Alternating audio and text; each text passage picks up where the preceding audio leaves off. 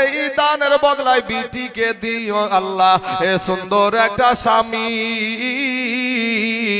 আর লাকে দিও লাখ মাছি, আর কানে দিও দুল, আর হাতে দিও চুরি, আর পরনেতে দিও বিটিকে আমার লাল টুকুটুকে বেনারসির শাড়ি। আল্লাহুম্মা। আচ্ছা এলে যাবে দিয়েছে 200 টাকা, আল্লাহ তার দানকে তুমি কবুল করে নাও, আল্লাহ হায়াতে দারাজ করে দাও। কমিটির ভাইরা এখানে একটা মানুষ দাঁড়াবেন যাতে মহিলারা ডাইরেক্ট এখানে না আসে, হ্যাঁ আপনাদের ওখান থেকে আমাকে বলে দিলেই হবে যথেষ্ট, ঠিক না বেঠিক? আচ্ছা বলেন আপনাদের বলিলি তারপরে। মুস্কিপুর ইন্ডিয়ান ব্যাংকের ম্যানেজার 1000 টাকা দিয়েছে, নারায়ে তাকবীর নারায়ে রিসালাত। মুস্কিয়া ব্যাংকের ম্যানেজার 1000 টাকার দাতা, জোরে বলেন জিন্দাবাদ। দেন আপনাদের দেন। আচ্ছা মন্ত্রী সাহেব দিয়েছেন কত? 20000 টাকা, নারায়ে তাকবীর নারায়ে রিসালাত। আপনাদের মন্ত্রী সাহেব 20000 টাকার দাতা, জোরে বলেন জিন্দাবাদ। সুবহানাল্লাহ সুবহানাল্লাহ। আচ্ছা মঞ্জুর আলম হাতনা ডাঙ্গি থেকে 2050 টাকা, আল্লাহ তার দানকে তুমি কবুল করে নাও। বলেন তারপর ফটাফট বলেন।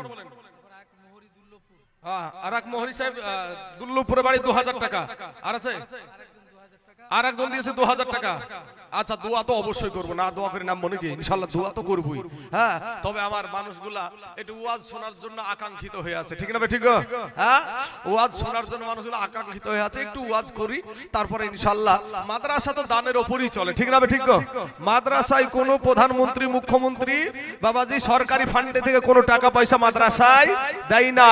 এই মাদ্রাসা হাজার হাজার মাদ্রাসা চলছে মুসলমানদের দানের উপরে। এই কোরআনের বিরোধিতা কত জনা করেছিল বাপ, কিন্তু কোরআন বিরোধিতা করে কোরআনকে ব্যান করতে পারে নাই, বরঞ্চ তারাই লাঞ্ছিত বঞ্চিত পদধলিত হয়েছে। 1985 সালে আপনার শীতল সিং নামে কলকাতার হাইকোর্টে আপনার কোরআনের উপরে মামলা করেছিল, কিন্তু বাবা আমার কোরআন এখন পর্যন্ত দিল্লির জামে মসজিদের ইমাম বলেছিল যে এই সারা পৃথিবীর মুসলমানদের মাথার মগজ, সারা পৃথিবীর মুসলমানদের বুকের খনি, এই চোখের মনি, এই কোরআনকে যদি কেউ ব্যান করে রায় দেয়, আমি দিল্লির জামে মসজিদের ইমাম বলছি তার বুকের উপর পা তুলে দিয়ে বাম হাত দিয়ে তার জিহ্বাটাকে টেনে ছিঁড়ে ফেলে দেব। জোরে বলে সুবহানাল্লাহ। ভয় লাগছে নাকি বাবা? ওয়াতাওয়াসাউ বিল হক। ব্রাদার ইসলাম, এই কোরআনের উপরে শুধু তাই নাই, 1950 সালে নয়, এই শীতল সিং এর পেট আত্মা এসে ভর করলো 2021 সালে ওয়াসিম রেজভির ঘাড়ে। শুনেননি? 26টা কোরআনের আয়াতের উপরে মামলা করেছিল। ভারতের সবচাইতে বড় আদালত সুপ্রিম কোর্ট। এই সুপ্রিম কোর্টে যখন আদালতে বিচারটা হলো, তো বিচার হওয়ার সময় জজ সাহেব বলেছিল এটা মুসলমানদের ধর্মগ্রন্থ, এইটা এই কোরআনকে ব্যান করার আইন ভারতবর্ষের আইনে নাই। জোরে বলেন সুবহানাল্লাহ।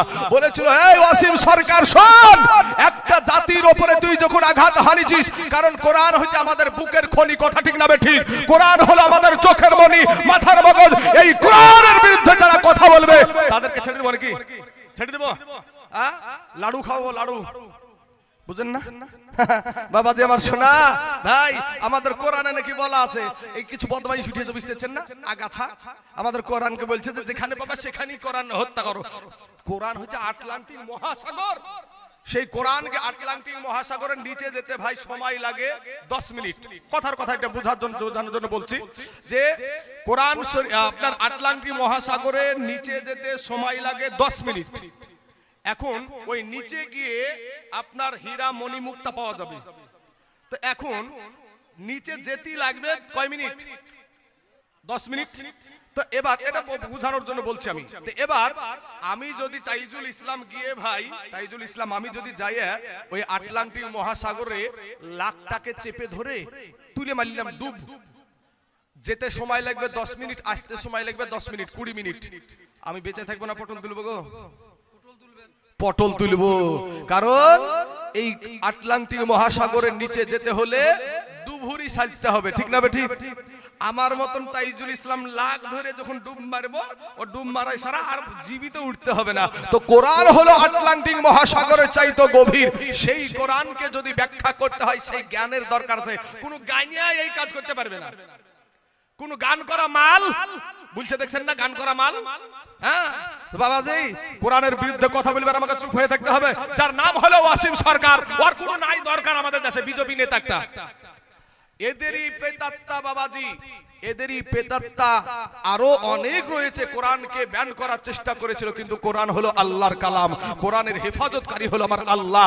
এই কোরআন আগেও ছিল, আছে, আগামীতেও থাকবে। জোরে বলেন ইনশাআল্লাহ, হাত উঠিয়ে বলেন ইনশাআল্লাহ, আয় সকলে হাত উঠিয়ে বলেন ইনশাআল্লাহ।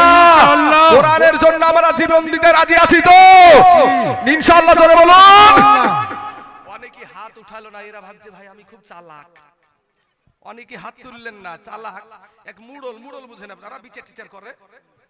এই মুড়ল গেলছে ভাই পায়খানা ফিরতে। তা আমাদের দেশে এখন তো ঘরে ঘরে টয়লেট হয়েছে, নাকি গেছে স্যার? ঘরে ঘরে টয়লেট হয়েছে। আগে কিন্তু টয়লেট ছিল না। কি করতেন আপনারা? কি করতেন? বদনাতে করে পানি, হ্যাঁ বদনাতে করে পানি নিয়ে মাঠে চলে যেত। মাঠে যাইয়া বাবাজি আরাম, মাঠের বাতাস আরাম করে বাবাজি বিড়ির টান আর পায়খানা ফেরা, বুঝতে পারছেন না?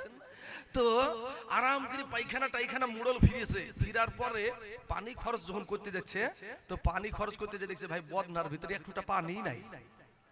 তখন মুড়ল যে হারে এই দু চারিখান গ্রামের আমি বিচার করি, কেউ কোনদিন আমাকে ঠকাইতে পারলো না, আর তুই বদনা আমাকে ঠকিয়ে দিলি। তো বলছে তুই আগামী কালকে যে কি করে ঠকাস তাও দেখবো। আগামী কালকে ওই বদনাতি আবার পানি নিয়ে গেছে, ওই বদনাতি আবার পানি এই ছেলে এবার ওই বদনাতি পানি নিয়ে গেছে। পানি নিয়ে যাওয়ার পর বলছে গতকালকে তোমাকে ঠকালছিস, আজ কি করে ঠকাস তাও দেখছি, দাঁড়া আজকে পায়খানা ফিরার আগে পানি খরচ করবো। কে ঠকলো গো ভাই? হ্যাঁ ভাই রে, যারা হাত উঠালো তাদেরকে আবার আল্লাহ দেখেছে না দেখে নাই? দেখেছে না দেখে নাই? দেখেছে, দেখেছে। আল্লাহর ফারিস্তারা দেখেছে না দেখে নাই? দেখেছে। সাক্ষী হয়েছে না হয় নাই? হয়েছে। যারা হাত উঠালো তারা জিতলো, আর যারা হাত নামিয়ে রাখলো তারা হারলো। ও মুসলমান, হাতটা তুলতেও তোমার খুব তোমার ব্যথা লাগে। আজ আল্লাহর পক্ষে, তোমার দ্বীন ইসলামের পক্ষে হাত উঠে না, কিন্তু এখনই তোমাকে একটা কোনো রাজনীতির দলে মিছিলে নিয়ে যাওয়া হয়, তোমাকে রুখা মুশকিল। আগে আমার এই চাচারা ভোট করেছে তো কঞ্চিতে বাবাজি, কঞ্চি বুঝেন আপনারা? বাসের থেকে যেটা বের হয় ওটাকে আমরা কঞ্চি বলি, হ্যাঁ আপনারা বলেন তো। ওই কঞ্চিতে আমার এই চাচারা যখন ভোট করেছে তো কঞ্চিতে পতাকা বাঁধতো, আর এখন এরকম লাঠি দিয়ে বাঁধছে। এই লাঠি দিয়ে বাবাজি পতাকা উড়াই নেওয়া হবে, কাউকে সাইজ করা হবে। ঠিক না? ঠিক। এই তো এখনকার রাজনীতি। ব্রাদার ইসলাম মুআজ্জাজ সামিঈন কিরাম, আমার ভাই জানেরা, আমি আপনাদেরকে বলবো ভাই, আমরা নবীর আদর্শকে মানা মানুষ। আমার নবীর আদর্শ কত সুন্দর। আমার আল্লাহ কোরআনে বলছে ওয়া ইন্নাকা লাআলা খুলুকিন আযীম। আমার আল্লাহ পাক আবার নবীর আদর্শকে আজিম শব্দ ব্যবহার করেছে। জোরে বলেন সুবহানাল্লাহ। যেহেতু আমার যুবক ভাইয়েরা, সুবহানাল্লাহ, একজন মা আমার দুইখানা কোরআন শরীফ দিয়েছে। বাবাজি একটা ওয়াজ আমি আমার যুবক ভাইদের জন্য, অনেক যুবক আজ আমি যখন উঠি সব ফাঁকা ছিল, আমি অনেক যুবককে পেয়েছি। একটা ওয়াজ আমি মাথায় আমার আল্লাহ দিয়ে দিল। যেহেতু বাবা একটা জিনিস মাথায় রাখবেন, কোন বক্তার মাঝখানে যদি একটু থামিয়ে দেওয়া হয় তো বক্তা তার কেটে যায়। তো যখন তার কেটিয়ে গেলছে তো ওদিকে আওয়াজ আর যাচ্ছে না। আমার এই যুবক ভাইদের জন্য একটা বায়ান করব, শুনবেন আপনারা? ব্রাদারান ইসলাম, এই যুবকেরা আজ যারা ভাই তোমরা দাঁড়িয়ে আছো, হয়তো কষ্ট পাচ্ছ ভাই, শোনা বসার জায়গা, এদিকে বসার জায়গা আছে, এই সাইড দিয়ে তোমরা ভিতরে আসতে পারো। কষ্ট করে একদিন বায়ান শুনবা তো কষ্ট করে দাঁড়িয়ে কেন ভাই রে? সোনা মানিকেরা একটু বসে যান। আর কমিটির ভাইদেরকে বলবো ভাই জায়গা যদি থাকে ওই ভাইদেরকে একটু ত্রিপল পাড়িয়ে দেন, যাতে বসতে পারে, আরাম করে যাতে বসতে পারে। আমরা সকলেই মুসলমান, কালেমাওয়ালা মুসলমান। আমাদের আদর্শ, আমাদের নবীর আদর্শকে অনুসরণ করে চলি। কাউকে কষ্ট দেওয়া আমাদের আদর্শ নয়, কাউকে আঘাত দেওয়া আমার নবীর আদর্শ নয়। মুসলমান ভাইয়েরা, আমার সোনা মানিকেরা, আমার মা খালারা, আমার বাবজিরা, ওগো আমার পর্দার, আমি তাইজুল ইসলাম। দেখেন ভাই একটা কথা বলি, আমি কিন্তু হক কথা বলতে যদি আমি কান্নার বায়ান করে, যখন কান্না হয় বেরিয়ে আসে, কারণ আমি কবরকে দেখে ভয় করি, আমার ওই জাহান্নাম আল্লাহর জাহান্নামকে দেখে ভয় করি, পুলিশিরতের রাস্তাকে দেখে ভয় করি। এই দুনিয়াটা আজ আসি রে ভাই, আমি যে এই চার চাকাতে এত দূর থেকে এসেছি, আল্লাহ চাইলে অ্যাক্সিডেন্ট হতে পারে না গো? আপনারা হয়তো খবরের পেপারে দেখেছেন, একবার আমাদের এই কয়েক বছর হলো আমাদের এখানে বালির ঘাটে একটা, আপনারা বালির ঘাট মানে ব্রিজ, ওটা একটা ব্রিজটা ভেঙে বাসটা যাইয়া একবার পানির ভিতরে। তো ওই বাসে কি শুধু এই সাদা দাড়িওয়ালা গালানি ছিল? ওটা তো আমি বললাম, তারপরেও কমিটির ভাইদের সহযোগিতা লাগবে, আমি তো ওটা বললাম, আমি বলেছি ওটা, তারপরেও আবার কেন?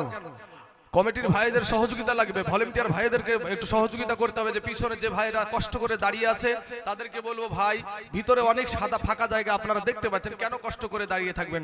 আসেন না ভাই, একটু সকলেই ভিতরে আসেন এবং আল্লাহকে পাওয়ার আশা করেন। তো ভাই যে বাসটা ব্রিজ ভেঙে পানিতে পড়লো, একটা মানুষ শুধু বেঁচে ছিল, বাদ বাকি সবাই মরে গিয়েছিল। বলেন বাসে কি শুধু এই সাদা দাড়িওয়ালা মানুষগুলাই থাকে? শিশু থাকে, নারী থাকে, যুবক থাকে, যুবতী থাকে, বৃদ্ধ থাকে, সকলেই। আপনারা আর একটা খবর জানেন, ইন্টারন্যাশনাল খবর, কলকাতার শালিমার স্টেশন থেকে একটা ট্রেন ছেড়েছিল, ট্রেনটার নাম হলো করমণ্ডল এক্সপ্রেস, মনে আছে? মনে আছে? উড়িষ্যার বালেশ্বর নামে একটি জায়গায় গিয়ে তিনটা ট্রেন একসঙ্গে অ্যাক্সিডেন্ট হয়েছিল। তো মুহূর্তের মধ্যে ট্রেনের ভিতরে হাসি হয়, আনন্দ হয়, কান্না হয়, কান্না খুব কমই হয়, কিন্তু হাসি, আনন্দ, ফুর্তি, গান বাজনা এবং ঘুমানো, মস্তি সমস্ত কিছুই হয়, কিন্তু মুহূর্তের মধ্যে ব্যাকট আওয়াজ, আর সঙ্গে সঙ্গে এত মানুষ বাঁচাও বাঁচাও করে চিৎকার আওয়াজ, বাঁচাও বাঁচাও। আমরা সোশ্যাল মিডিয়ায় শুনলাম 300 মানুষ দুনিয়া থেকে বিদায়, 300 মানুষ দুনিয়া থেকে বিদায়। ও মুসলমান ভাইয়েরা রে আমার, আমি বলবো ভাই রে, কার কখন মওত আসবে কেউ জানে না, কে কখনো মারা যাবে কেউ জানে না। আজ কত ভাই একসঙ্গে তোমরা বিদেশে কাজ করতে গিয়েছো, তুমি জীবিত বাড়িতে এসেছো, কিন্তু তোমার বন্ধুটা লাশ এসেছে দুনিয়ার এই নিজের গ্রামে। এরকম আছে না নাই? অনেক আছে যে বিদেশে একসঙ্গে একই বন্ধু গেলছে কাজ করতে, কিন্তু দুই বন্ধু একই থালায় ভাত খায়, কিন্তু বন্ধুটা এক বন্ধু বাড়িতে এসেছে আর এক বন্ধুর লাশ এসেছে। এরকম হয় না? হয় না ভাই? হয়।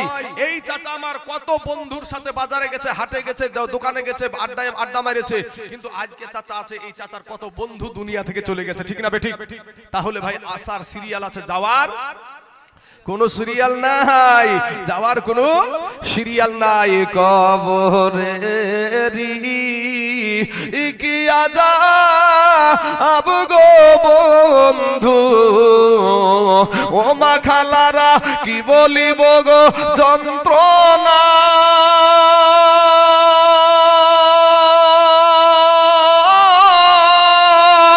কলেজা ফাটি যাই গো বলিতে কবরের ঘটনা। একটা বিষয় ছুটে গেছে যে আমি তাইজুল ইসলাম হক কথা বলতে কাউকে ভয় পাই না ভাই।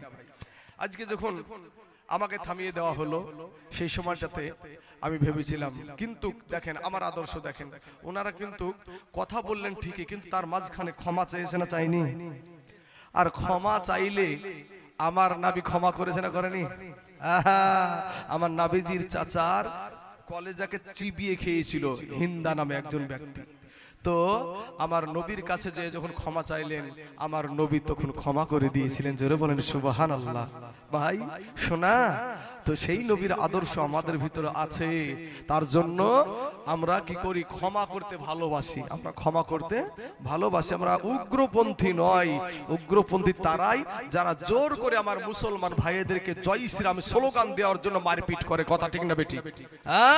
জোর করে আমার মুসলমান ভাইদেরকে আঘাত করে আর জয় শ্রীরাম বলাই, তারপরে আমাদেরকে রোহিঙ্গা বলে, বাংলাদেশি বলে, আমাদেরকে পাকিস্তানি বলে। কিন্তু এই ভারতের জমিনই আমার বাপ দাদা 14 গোষ্ঠী, এরপরও বাবাজি কত রকম ভাবে যে এই শায়ারের নাম দিয়ে কত টর্চারিং যে মুসলমানকে করছে। আমি বলবো যে আল্লাহ পাক মুসলমানদেরকে হেফাজত করুক, সকলে বলেন আমিন। এই যুবক ভাইরা, আপনাদের জন্য একটা বায়ান আমি করতে চাইছি। এই বায়ানটা একটু আপনারা একটু দিলখানা নরম করে দিয়ে শুনবেন। মুতার প্রান্তরে লড়াই হয়েছিল, যুদ্ধ হয়েছিল। আজকে আমাদেরকে যারা ভয় দেখায়, ভাই আমাদের হাতে কোনো অস্ত্র নাই। আমাদের হাতে অস্ত্র আছে?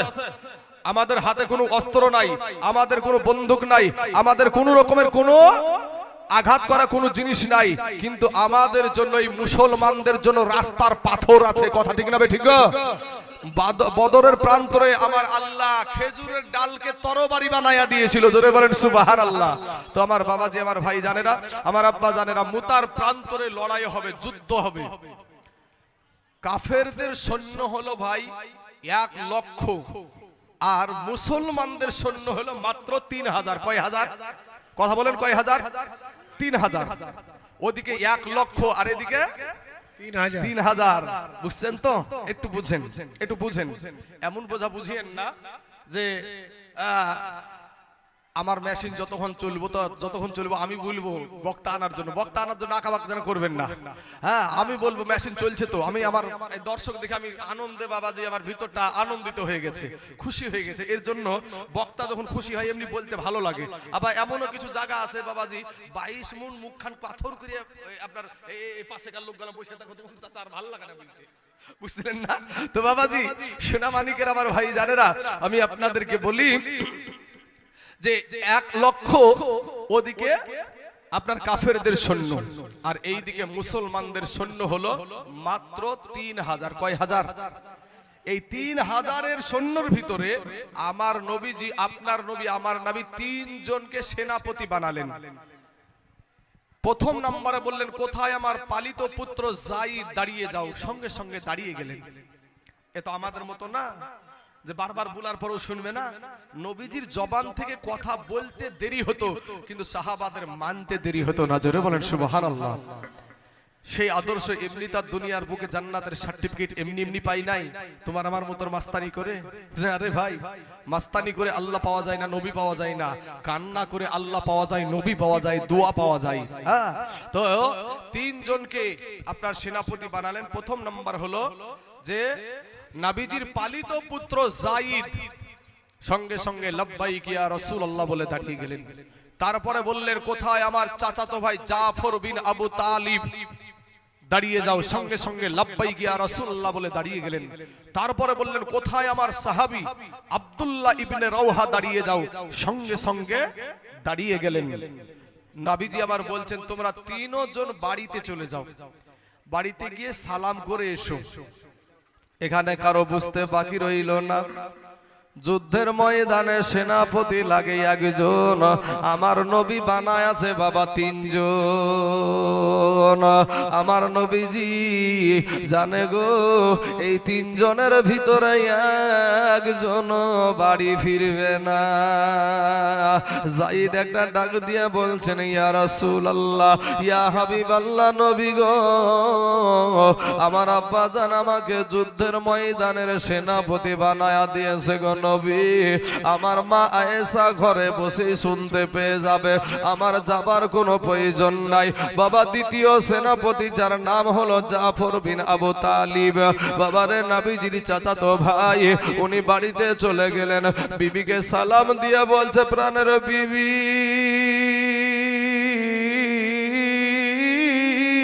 বিবি গো, ও গো বিবি, আমাকে তুমি মাফ করে দাও গো বিবি। এতদিন তোমার সঙ্গে আমি ঘর সংসার করছি গো বিবি। বিবি গো, আমাকে আমার দয়ার নবী যুদ্ধের ময়দানের সেনাপতি বানায়া দিয়েছে। বিবি গো, আমি যুদ্ধে চলে যাব। এতদিন তোমার সঙ্গে আমি ঘর সংসার করছি। বিবি গো, আমি হয়তো তোমার কোনো হক আমি আদায় করতে পারি নাই গো বিবি। বিবি গো, তুমি আমাকে মাফ করে দাও। বিবি বাবা সঙ্গে সঙ্গে আল্লাহর দরবারে 2খানা হাত উঠিয়ে বলছে, আল্লাহ রব্বুল আলামিন, মাবুদ গো, আমার দয়ার নবী আমার স্বামীকে যুদ্ধের ময়দানের সেনাপতি বানায়া দিয়েছে, তাতে থেকে আমি বিরত থাকতে বলবো না, আমি বাধাও দিব না। তবে বিবি, তবে স্বামী, তবে আল্লাহ গো, আমার স্বামীকে যুদ্ধের ময়দানে জয়ী করে গাজী হিসাবে আমার কাছে পৌঁছায়া দিও। জাফর বিন আবু তালিবের হাতে ছিল একটা তরবারি বাপ, ওই তরবারি। এ যুবকেরা দিলের কানটা লাগাও রে ভাই, সোনা মানিক, তোমাদের মতন যুবকেরা এই ইসলামটাকে প্রতিষ্ঠিত করেছে। ও যুবকেরা, সোনা মানিকেরা, আজকে কমিটিরা জায়গা ভাঙতে ভাঙতে ব্যস্ত রে বাবা, আজকে মানুষের ঢল নেমে গেছে। ও মুসলমান বাবা, ও কালেমাওয়ালারা, এ যুবকেরা, ওয়াজটা শোনা দরকার আছে। মাগো আমার মা, ও মা, তুমিও একজন মা। মাগো বড় পীর আব্দুল কাদের জিলানীর মা, ও মা, তুমিও একজন মা। খাজা মাইনুদ্দিন চিশতি রহমতুল্লাহ আলাইহির মা, ও মা, তুমিও মা। সাহাবাদের মায়ের মতন তোমরাও নারী, নবীদের মায়ের মতো তোমরাও নারী। ও মা, ফিরে আসো মা। এবার বাবাজি জাফর বিন আবু তালিবের হাতে ছিল একটা তরবারি, ওই তরবারির উল্টা পিঠ দিয়ে বাবা বৃদ্ধ একটা আঘাত করে বলছে, বিবি রে, উল্টা দোয়া করিও না রে বিবি, উল্টা দোয়া করিও না। তোমার উল্টা দোয়া আমার আল্লাহর দরবারে কবুল হবে না, আমার আল্লাহর দরবারে কবুল হবে না রে বিবি। কারণ যুদ্ধের ময়দানে সেনাপতি লাগে একজন, আমার নবী বানায় আছে তিনজন। বিবি রে, আমার আগেও একজন আছে, পরেও একজন আছে, নির্ঘাত আমি ওই মুতার প্রান্তরে শহীদ হয়ে যাব রে বিবি। বিবি রে, উল্টা দোয়া করিও না, তোমার উল্টা দোয়া আমার আল্লাহর দরবারে কবুল হবে না।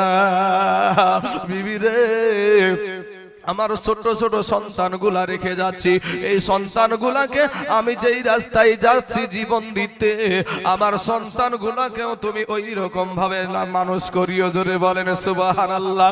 এবার স্বামী যখন বাইরে বেরিয়ে চলে যাচ্ছে, বাপ কাটা কবুতরের মতো বিবি উঠানে পড়ে গড়াগড়ি আরম্ভ করে দিয়েছে। ছোট ছোট ছোট ছোট ছোট ছোট বাচ্চাগুলা পিছনে পিছনে আব্বু গো, আব্বু গো বলে দৌড়াই। ওই বাবাজি জাফর বিন আবু তালিব একবারও পিছন ফিরে তাকালেন না। কারা কান্দে? নবীর প্রেমে কতটা মাশগুল, আমার নবীর প্রেমে পাগল হইলে, নবীর প্রেমে পাগল হইলে ভাইরে আল্লাহ তাআলা খুশি। নবীর দরুদ পড় দিবানিসি, আমার নবীর প্রেমে পাগল হইলে